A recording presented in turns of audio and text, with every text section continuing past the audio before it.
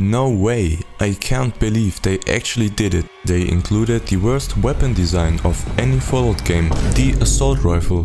Jokes aside, I watched the official Amazon Prime Fallout live action series and here's what I think. First of all, this video will contain some minor or major spoilers. Even though I won't talk about any major plot points, I recommend you to watch season 1 first, if you want to go in completely blind and unaffected by my opinion. If you already watched it, please let me know your opinion about the show in the comment section below. If this is the first video you see of me, I mostly produce content about Fallout 4 modding, so if you're interested in that and want to see more, I'd be very glad if you want to support me with your subscription. So, what do I think of it? To be honest, when the series was announced, I really was curious and excited, but didn't expect too much of it because we all know video game adaptations often were quite disappointing in the past. But damn, they delivered.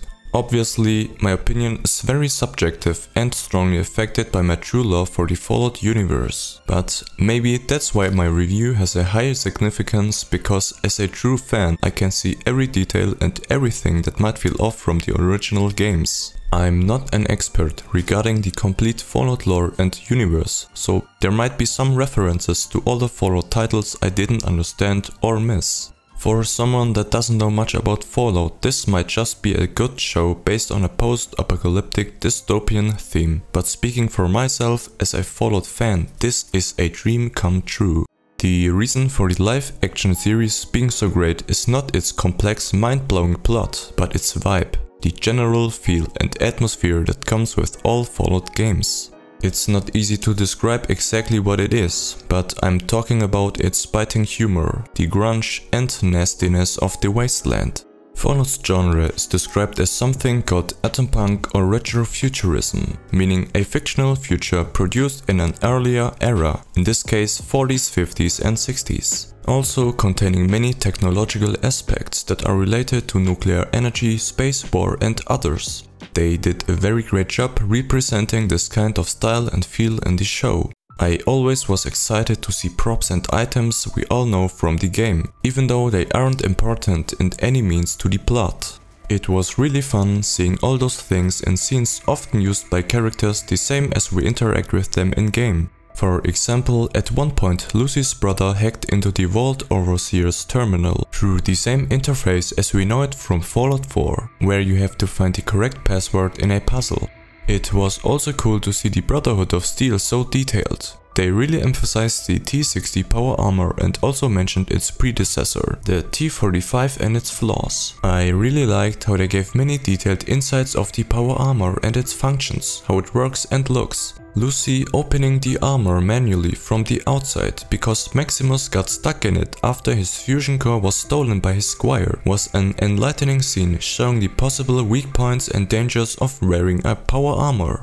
They also showed a lot of different weapons, which many of them are known from the video games as well, such as the classic 10mm pistol, the 10mm pistol from Fallout 4, the laser pistol and rifle, as well as the favorite weapon of every Fallout 4 player, the assault rifle. The fun part is that they actually portray the assault rifle more as a machine gun that mostly was used by power armor users because of its weight. They also changed the gun firing sound and behavior to something considered a heavy weapon, the way this weapon actually would make sense in the game. One of the most important items in every Fallout game is the so-called Pip-Boy. A personal computer on the forearm, which functions as a health monitor, communication and information device, and also a smart way to manage the player's inventory inside the game.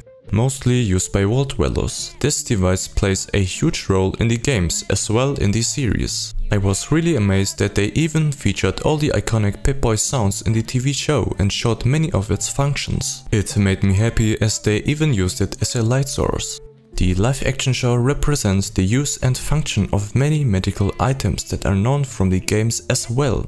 Stimpaks being able to heal instantly, even critical heavy wounds. a radar using Jet, a very addictive drug that boosts aggression, and Lucy using Redaway after she got poisoned by radiation really shows how much the creators stuck to the roots and gave attention to detail. Something that was portrayed much better in the series than in the actual game also was the value and importance of a fusion core. We all know a fusion core is the largest unit of energy that can be easily transported by any human. It's powerful enough to fire a volt generator and power armor. So this thing obviously has a very high value because it's also quite rare and hard to obtain, unless in Fallout 4, where you can find those things basically everywhere. It was also very cool seeing other iconic things like the cryo cells from Fallout 4, a Mr. Handy robot, as well as the person behind the voice of Codsworth, Sebastian Leslie, played by the actor Matt Berry. Something they also did very well in the series was how they portrayed some of the creatures that are known from the games. The red roaches, which were shown a few times, the Yaoguai, a gigantic radioactive mutation of a grizzly bear Nytitus and his scribe Maximus were fighting, as well as the disturbing version of a Gulper known from Fallout 4, but with more axolotl-ish features and many human fingers as teeth in the show. They also featured the well-known Brahmin, a two-headed mutated form of a cow, shortly in a scene, as well as some feral ghouls. The TV show also contains many iconic places that are known from the games in the same or in similar way. Vault-Tec and their vaults play a major role in the first season of the show, so a large percentage of the plot happens in those vaults. The creators really did an amazing job portraying the overall life and vibe in those vaults. The very naive and unaware perception of those vault dwellers that don't know the true reality behind those thick vault doors, not knowing they're basically guinea pigs and products of the Vault-Tec company. Lucy being suspiciously curious and leaving her safe environment of her vault not only is very similar to the beginning of Fallout 3 and 4, but also represents every new player in his first playthrough.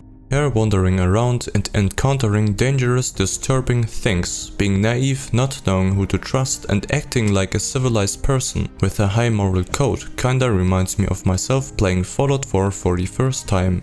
This is where the creators really hit the spot. As I mentioned before, the overall vibe fits perfectly to the game, with the typical Fallout music also playing a huge role in this occasion. It also made me really excited to see iconic places like the Red Rocket in the show, which surprisingly looked very similar to the famous Red Rocket filling station you encounter in the beginning of Fallout 4, which to this date always has been my player home, as well for many others. The ghoul rescuing the dog out of the cooler and calling him dog meat also is a strong reference to Fallout 4. The airborne aircraft carrier used by the Brotherhood of Steel seen in the show also is strongly reminiscent of the Pryden in Fallout 4, or might be even the same ship. The super duper mod Lucy is entering as well is a very iconic place featured in Fallout titles.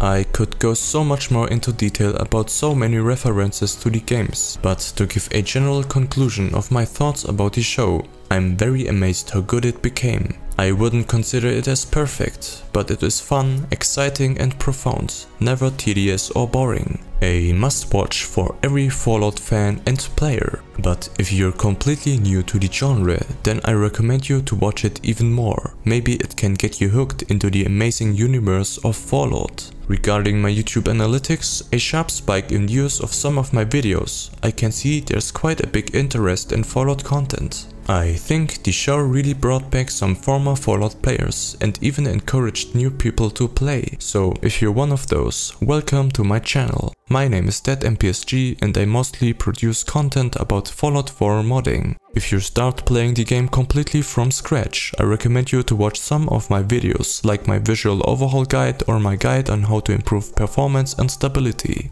If you're still here, don't forget to like this video, and as always, thank you very much for watching and until next time.